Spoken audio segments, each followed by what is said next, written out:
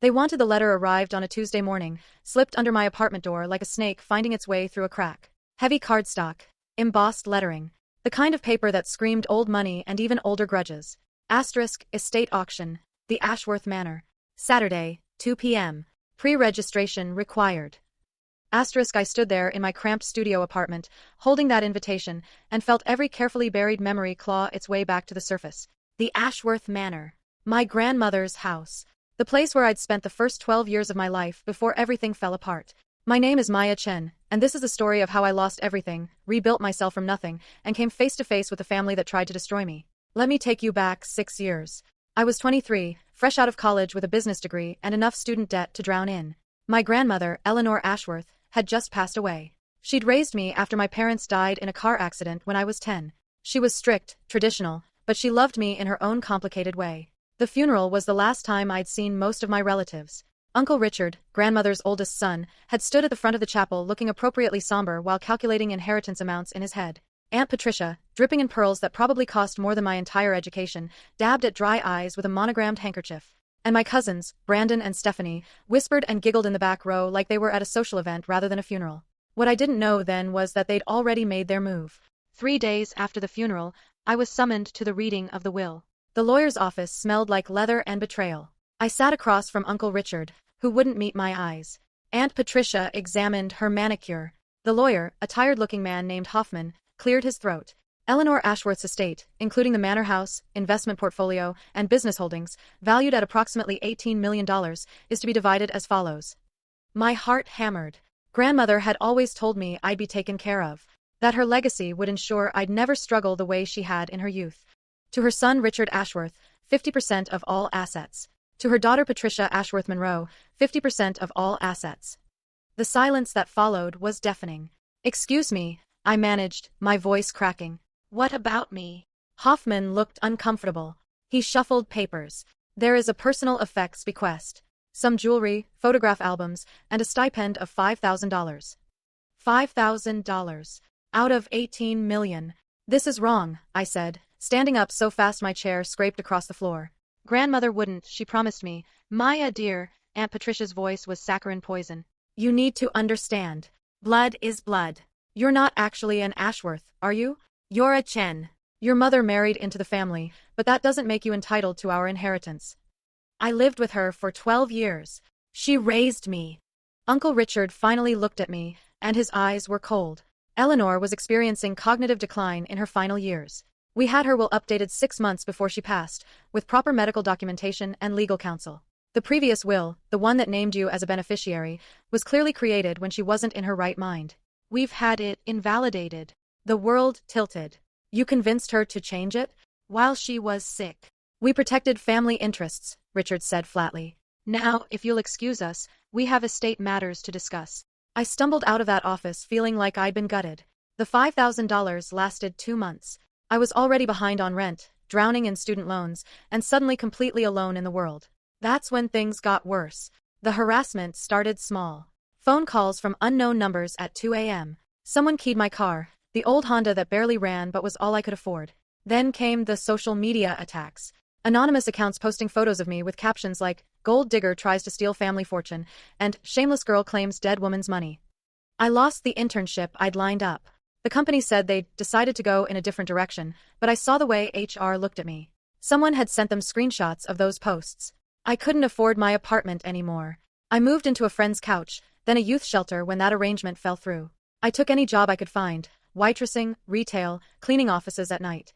I worked 70-hour weeks and still barely scraped by. But here's what my relatives didn't know about me. I'd inherited something from my grandmother that wasn't in any will. Her stubbornness. Her refusal to quit. Her ability to smile through pain and sharpen knives in the dark. I spent 2 years in survival mode. Working multiple jobs, sleeping 4 hours a night, eating ramen and whatever expired food the grocery store let employees take home. Every spare dollar went into 2 things, paying down debt and buying real estate books. See, before the inheritance disaster, I'd been fascinated by property investment. Grandmother used to tell me stories about how she'd built her fortune in the 1960s, buying undervalued properties and developing them when everyone said a woman couldn't do it. I'd majored in business with a focus on real estate finance specifically because of those stories. Now, with nothing to lose, I threw myself into learning everything I could. I studied market trends. I analyzed property values. I spent my lunch breaks at the library reading about tax liens, foreclosures, distressed sales, and creative financing. And I started to see patterns that other people missed. There was a neighborhood in the industrial district, scheduled for rezoning. The news hadn't broken publicly yet, but I'd pieced it together from city council minutes and planning documents. Properties there were selling for nothing because everyone thought they'd stay industrial forever. I had $7,000 saved. I used every penny as a down payment on the smallest, most run-down warehouse property I could find. I got creative with seller financing, promising a percentage of future profits. The owner thought I was insane. Maybe I was. 6 months later, the rezoning was announced. Mixed-use commercial and residential. My property value tripled overnight. I sold it for $42,000 profit. I didn't celebrate. I rolled that money into 2 more properties. Then 4. Then 7. I was strategic, ruthless even. I found distressed sellers, court-ordered sales, estate liquidations where families were desperate to sell quickly and didn't understand what they had. Did I take advantage? Maybe. But I'd learned from the best. My own family had taught me that sentiment has no place in business. Within 3 years, I'd built a portfolio worth just over $2 million. I'd formed my own investment company, hired a lawyer, and started buying and flipping properties full-time. I also started gathering information. See, Uncle Richard and Aunt Patricia had done well with their inheritance initially. They'd maintained grandmother's real estate holdings, lived off the rental income, and enjoyed the lifestyle they felt entitled to. But they'd also made mistakes. Big ones. Richard had borrowed against several properties to fund a restaurant venture that collapsed spectacularly. Patricia had gotten involved in a country club development scheme that turned out to be halfway to a pyramid scheme. Their financial situation wasn't as secure as they pretended. And the Ashworth Manor, that beautiful historic property where I'd grown up, was bleeding them dry. The maintenance costs were astronomical. The property taxes had skyrocketed after a reassessment. They'd been trying to sell it privately for 2 years with no serious offers. I learned all of this through public records, industry contacts, and careful observation. I watched from a distance as their empire slowly crumbled. I didn't intervene. I just waited. Which brings us back to that invitation. They were auctioning the manor. My childhood home. The place where grandmother had taught me to read, where I'd learned to cook in that massive kitchen, where I'd hidden in the library during thunderstorms. They were selling it because they couldn't afford to keep it anymore. And they'd sent me an invitation. Whether it was cruel mockery or a genuine oversight, I didn't know. But I knew what I had to do. The morning of the auction, I stood in front of my mirror for a long time. I'd come so far from that broken 23-year-old girl. I'd built something real. But the scars were still there, hidden under expensive clothes and professional makeup. I chose my outfit carefully. A tailored navy suit that whispered success without shouting it. Simple jewelry. Hair pulled back in a sleek bun. I looked like I belonged at estate auctions. Because I did. My business partner, James, called as I was leaving. You sure about this, Maya? It's a lot of money for an emotional purchase. I'm sure, I said. I've run the numbers. The property is worth more than they're estimating. The historical designation alone gives us renovation tax credits. Plus the location, it's positioned perfectly for the development boom moving north. I know the financials work, James said carefully. I'm asking if you're okay. I looked at myself one more time in the mirror. I will be. The auction was being held at a hotel conference center. I arrived exactly on time, not early enough to seem desperate, not late enough to seem disrespectful. The room was already filling up with the kind of people who attend estate auctions: developers, investors, curious wealthy locals, and of course, family. I saw Uncle Richard first. He'd aged badly. His face was florid, his suit expensive but slightly too tight. He was talking loudly with a developer I recognized, gesturing expansively. Living off borrowed confidence. Aunt Patricia was holding court near the refreshments table, surrounded by her country club friends. Still dripping in pearls, though I happened to know those were probably paste now. She'd sold the real ones last year to cover credit card debt. Brandon and Stephanie stood together, both on their phones, both wearing the vacant expressions of people who'd never had to work for anything and had no idea how to start. And then Stephanie looked up and saw me. I watched the recognition flash across her face, followed by confusion, then something like malicious glee. She elbowed Brandon and whispered. He looked over, and his eyebrows shot up. Here we go, I thought. Stephanie broke away from the family cluster and walked straight toward me, her heels clicking on the tile floor. She'd always been the bold one, the mean one. We'd been close as kids, before everything happened. Now she looked at me like I was something she'd found stuck to her shoe.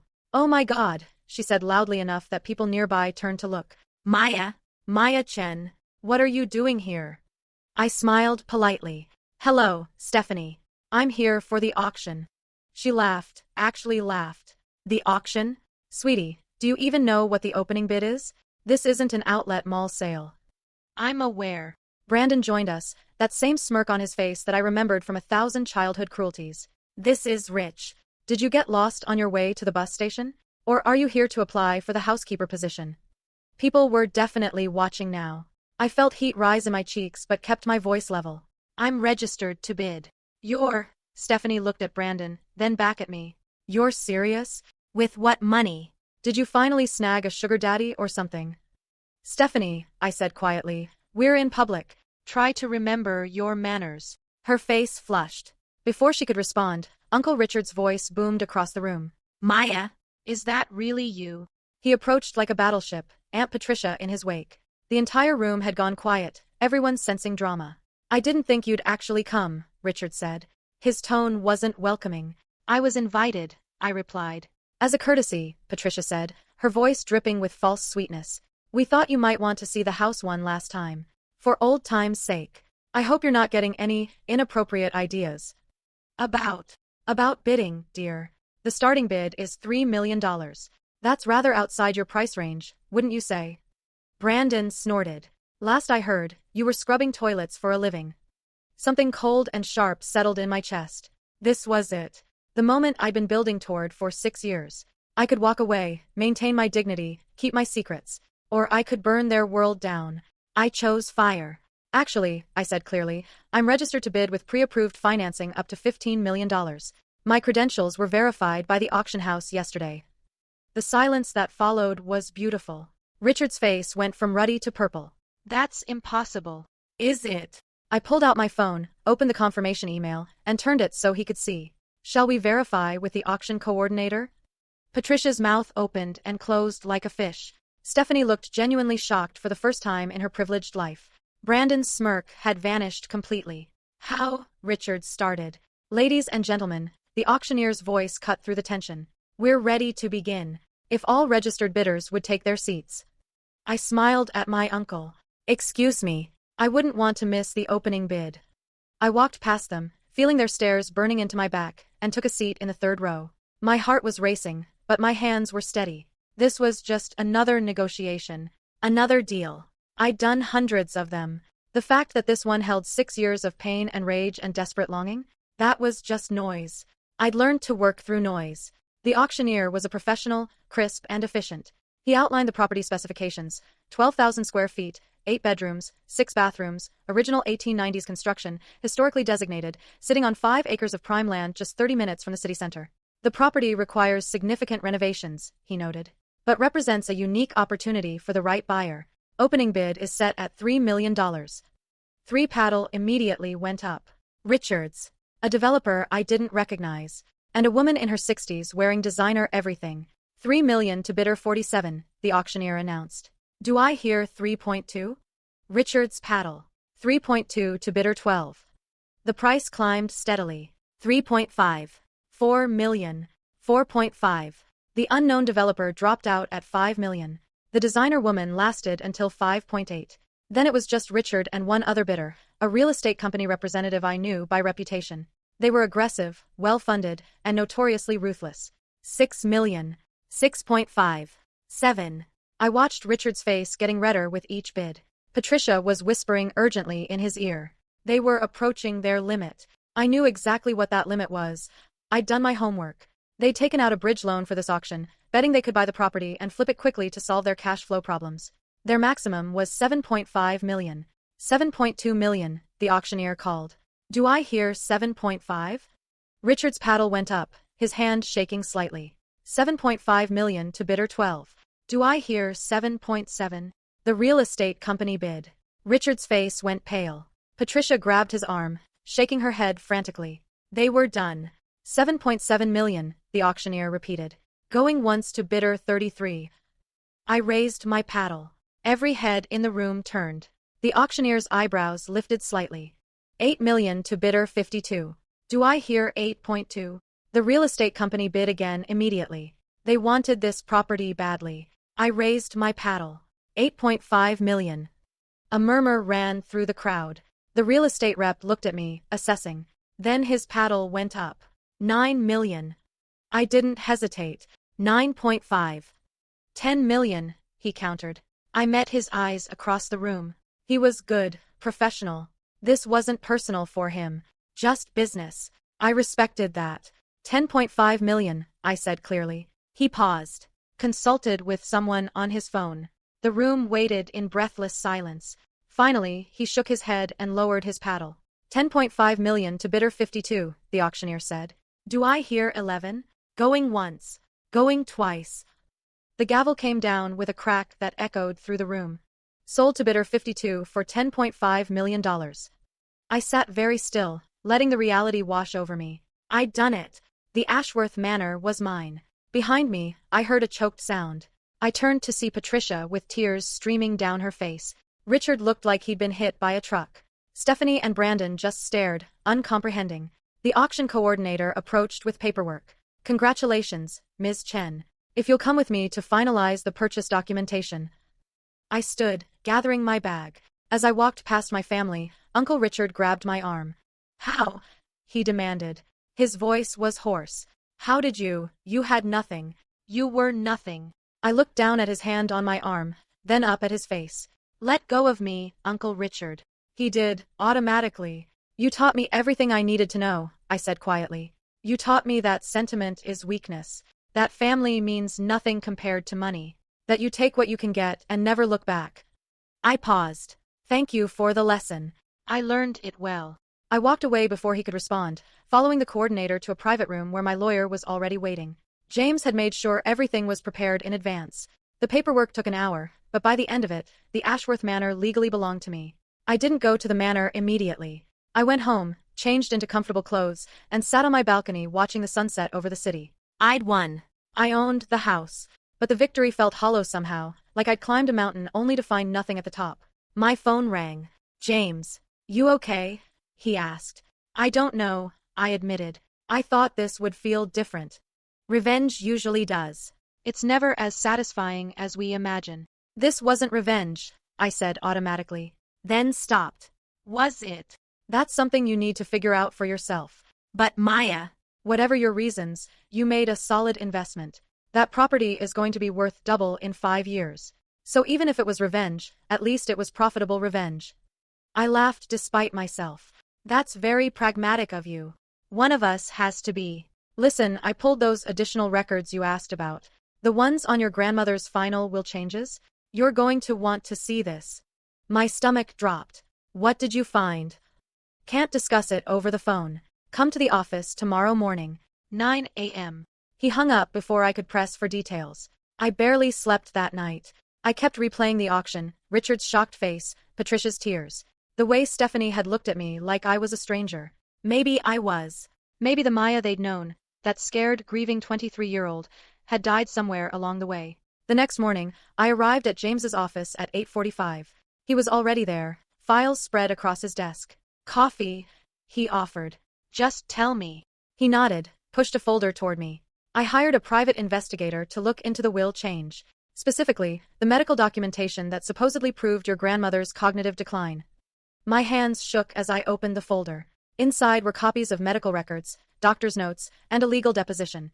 The doctor who signed off on her incompetence? James said. He lost his medical license 3 years ago for falsifying patient records. Turns out Richard paid him $50,000 to claim Eleanor was experiencing dementia. The room spun. She wasn't sick? Oh, she was sick. Cancer. But her mind was sharp until the very end. I found her actual oncologist. He's willing to testify that she was completely lucid when that will was changed. In fact, he pulled out another document. He says she called him 2 weeks before she died, asking about the mental competency evaluation. She was suspicious that something wasn't right. So the will was obtained through fraud. You would have had grounds to contest it back then, but you didn't have the resources or knowledge to fight. Now you do. I stared at the documents, my grandmother's medical files, proof that Richard and Patricia had lied, manipulated, and stolen. What's the statute of limitations on will fraud? I asked. In this state, 6 years from discovery of the fraud, or 3 years from the death of the testator, whichever is longer. You're right at the edge of the window. James leaned forward. Maya, you could challenge the original will distribution. If you win, Richard and Patricia would have to return a significant portion of what they received. With interest and penalties, we're talking about getting back at least $12 million. $12 million. Justice. Vindication. I closed the folder. No. No. I don't want it, I said. The words surprised me even as I spoke them. I don't want to spend the next 5 years in court, reliving all of this. I don't want to be tied to them anymore. I built something on my own. Something they can't take credit for or diminish. That's worth more than $12 million. James studied me. You're sure? I'm sure. And I was. The anger that had fueled me for 6 years was suddenly just gone, evaporated like morning fog. But I do want to show them this. I want them to know that I know, that they didn't win, they just delayed the inevitable. That I can arrange. 3 days later, I stood in front of the Ashworth Manor for the first time in 6 years. The late afternoon sun cast long shadows across the front lawn. The house looked tired, paint peeling, shutters hanging crooked. It would take months of work and hundreds of thousands of dollars to restore it properly. I couldn't wait to start. My phone buzzed. A text from James. Asterisk, they're on their way. ETA 10 minutes. Asterisk, I'd invited my aunt and uncle to the property. Told them we needed to discuss the sale, some remaining personal effects that needed to be collected. They'd agreed, probably hoping to negotiate something, some angle they could work. They pulled up in a Mercedes that had seen better days. Richard climbed out first, moving like a man who'd aged a decade in 3 days. Patricia followed, her designer bag clutched like a shield. Maya, Richard said stiffly. Thank you for agreeing to meet. Of course. Please, come in. I led them through the front door into the foyer. The house smelled musty, abandoned. Our footsteps echoed on the marble floors. I wanted to talk to you both about the house, I said. And about the past. Patricia's expression was guarded. The past is done. We should focus on the future. Should we? Because I've been thinking a lot about the past lately. About grandmother, and her will, and how everything unfolded. Richard's jaw tightened. Maya, if this is about money, it's not about money. Not anymore. I pulled out the folder James had given me and set it on the dusty table between us. I know about the will fraud. I have medical records proving grandmother was competent. I have testimony from the real doctors who treated her. I know about the $50,000 you paid Dr. Morrison to lie. The color drained from Patricia's face. Richard looked like he might be sick. I could take you to court, I continued. I could get back everything you stole, plus penalties. I could drag this through the legal system for years. I could destroy what's left of your reputations. Maya, Richard started. I'm not going to. They both froze. I'm not going to sue you. I'm not going to pursue legal action. I'm not even going to expose what you did publicly. I paused, letting them absorb that. But I want you to understand something. You didn't break me. You tried, but you failed. I rebuilt myself without your help, without your money, without your name. Everything I have, I earned. Patricia was crying quietly. Richard just stared at the floor. You'll get no more from me, I said. No loans when your restaurant ventures fail. No bailouts when your investments tank. No family safety net. You taught me that family is just a word, that blood means nothing compared to money. Congratulations. I learned that lesson perfectly. Maya, Richard's voice cracked. I'm sorry. We're both sorry. We were wrong, we were scared of losing everything, and we made terrible choices. You did, I agreed. And you'll have to live with that. But I won't carry it anymore. I'm done. I walked them to the door. Patricia paused on the threshold. Your grandmother would be proud of you, she said quietly. Not for the money. For the person you've become. Stronger than any of us. I didn't respond. What was there to say? After they left, I walked through the house alone. Room by room, memory by memory. The kitchen where grandmother taught me to make dumplings. The library where I'd read every book on the shelves. The sunroom where we'd had tea every afternoon. The house was just a building. Wood and plaster and glass. But it held pieces of me, pieces I'd thought were lost forever. My phone rang. Unknown number. Hello. Ms. Chen? This is Sarah Hoffman, from Hoffman and Associates. You may not remember me, but I was present at the reading of your grandmother's will 6 years ago. I remembered. The paralegal who'd looked uncomfortable while my world crumbled. I remember, I said carefully. I heard you purchased the Ashworth Manor. I wanted to reach out because there's something you should know. Something I've felt guilty about for years. My pulse quickened. What is it? 2 weeks before your grandmother passed, she came to our office. She wanted to see her will, wanted to review the terms. When my boss showed her the updated version, the one cutting you out, She was shocked. She said that wasn't what she'd signed, that someone must have made a mistake. I gripped the phone tighter. What happened? My boss convinced her she was confused, that she'd approved the changes. She was sick, tired, grieving already. She left the office uncertain, and she died before she could follow up. I should have done something, said something. But I was young, scared of losing my job. I'm so sorry, Ms. Chen. Your grandmother didn't want to cut you out. She fought it until the very end. I closed my eyes, tears spilling down my cheeks. Thank you for telling me. After she hung up, I stood in the sunroom and let myself cry. Not from sadness, exactly. From relief. From closure. From finally understanding that my grandmother's love had been real, that I hadn't imagined it or misunderstood. She'd fought for me. And even though she'd lost that particular battle, I'd won the war. 6 months later, the Ashworth Manor was unrecognizable. I'd hired the best contractors, specialized restoration experts who understood historical properties. The exterior gleamed with fresh paint, historically accurate colors chosen after months of research. The interior was a blend of preserved original features and modern amenities, hardwood floors refinished to honey gold, crown molding restored, but with updated electrical, plumbing, and HVAC systems hidden behind walls. I'd moved in 3 months ago, taking the master suite on the 2nd floor. Every morning I woke up in the house where I'd been raised, but this time I owned it. This time, no one could take it from me. The house wasn't just my home, though. I'd converted the entire East Wing into offices for my company, Chen Properties Investment Group.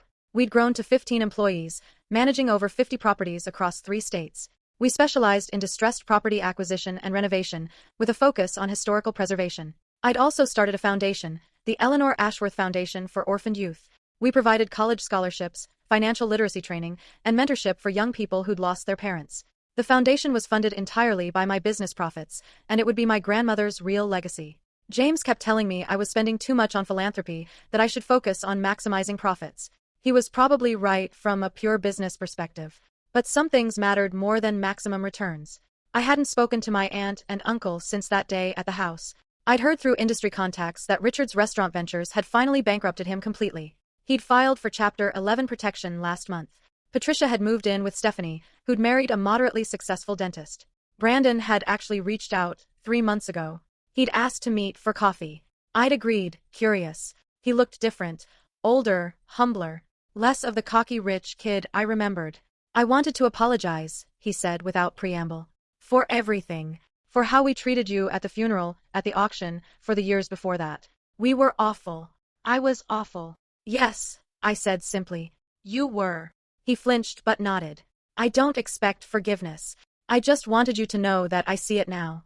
How toxic we were, how privileged and cruel. Losing everything, watching Dad fall apart, having to actually work for the first time in my life, it gave me perspective I should have had years ago. What are you doing now? I asked. Teaching. High school business classes. Barely pays anything, but I'm actually good at it. Who knew? He smiled self-deprecatingly. I tell my students your story sometimes, obviously changing names and details, but as an example of real business acumen, of building something from nothing. They're always impressed. You tell them the part where your family stole from me? I tell them the part where I learned that inherited wealth means nothing if you don't know what to do with it, and that no amount of money can buy character. He paused. For what it's worth, Grandma Eleanor would have been proud of you. She used to talk about you all the time, before she got sick. Said you had her drive, her instincts. She was right.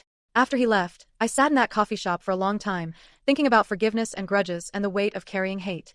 I wasn't ready to forgive, might never be. But maybe I could let go of the active anger, the constant burning need for revenge. I'd already won, after all. Present day, I'm standing in the manor's newly restored library, looking at the photo albums that grandmother left me. The only inheritance that made it through the will fraud. Pictures of my parents, young and happy. Pictures of me as a child, gap-toothed and grinning. Pictures of grandmother herself, stern-faced but with kind eyes. There's a photo I've been staring at for the past hour. It's from my 12th birthday, taken in this very room. Grandmother stands behind me, her hand on my shoulder, both of us looking at something off camera. I'm laughing. She's almost smiling. On the back, in her precise handwriting, * Maya, age 12. Already showing signs of the businesswoman she'll become. I couldn't be prouder. Love always, Grandma Eleanor. * She knew. Even then, she saw who I would be. My phone buzzes with a reminder. I have a meeting in an hour with a potential investor interested in a new property we're developing downtown. After that, a foundation board meeting. Then dinner with James and his wife, who's become one of my closest friends. I have a full life, a successful career, financial security, the home I thought I'd lost forever. But more than any of that, I have proof that I was worth fighting for. That my grandmother's faith in me wasn't misplaced. That I could fall to the bottom and climb back up stronger than before. My relatives laughed at me at that auction, thinking I was still the broken girl they destroyed 6 years earlier. They couldn't conceive that I'd rebuilt myself into someone who could take what they wanted most. I walked out owning the mansion they needed to survive. Not because I needed the mansion, I could have bought a dozen properties with that money. I bought it because it represented everything they tried to take from me. My history, my family, my sense of belonging. And I took it back. The real victory isn't the money in my accounts or the properties in my portfolio or even this beautiful house. The real victory is that I'm free. Free from needing their approval or validation. Free from the pain of their betrayal. Free from the girl I used to be who thought family meant something it never did. I close the photo album and return it to its shelf. The library is quiet, sunlight streaming through the restored stained glass windows, casting colored patterns on the Persian rug. This house is no longer the Ashworth Manor. It's just home. And I built it myself. If you enjoyed this story, please like, subscribe, and share. Let me know in the comments. Have you ever had to overcome family betrayal? How did you rebuild your life afterward? I read every comment. Remember, your worth isn't determined by who believes in you. Sometimes the greatest success is proving wrong the people who tried to break you, not for revenge, but for yourself.